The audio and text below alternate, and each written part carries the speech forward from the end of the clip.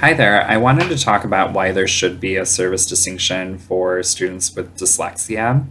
And the first reason why I wanted to talk about it is that 12% of our children in the United States actually have dyslexia, and yet we're still tiptoeing around the word dyslexia. And while it is expensive to treat and there's a lot of services that need to be done, we're actually providing a disservice to students by not treating them with their disability and help solving these problems that they may encounter. For example, Kara and I will talk about the anxiety behind dyslexia and how students are more anxious when it comes to test taking, as well as being outside in the world. And these are certain problems that correlate with other disabilities. However, this is specific, and we need to give specific treatment to those students who suffer from a specific disability. While I do believe early intervention is a good idea, according to Friend 2014, only a small percentage of students are identified as having a disability. Now, what about those students actually coming in later on in life and realize that they have this disability and they're a lot older? What are we going to do in order to service those students?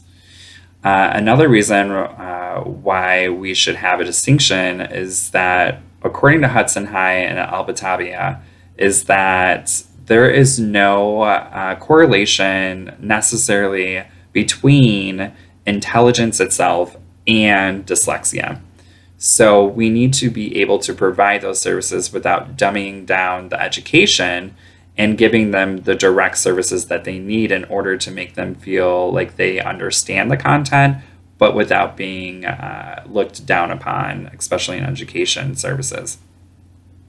So in order for me to understand the word a little bit more, I broke it down a little bit and I looked up the word DYS and I looked up Lexia. And according to Merriam-Webster 2017, is that DYS stands for difficult and Lexia means reading. So nowhere in those definitions or articles that I have read actually have a correlation between intelligence itself as well as dyslexia. So with that in mind, we need to be able to provide those specific direction and specific instructions for students that suffer from a specific disability. As teachers and educators, we need to be held accountable, and the way that we can be held accountable is actually providing the right services for the right student. And if we are able to service these students with dyslexia in a proper manner, we are able to help them along their path with their education, but also their life outside of the classroom. And we are doing this disservice to students if we are just placing them into special education classrooms without telling them why.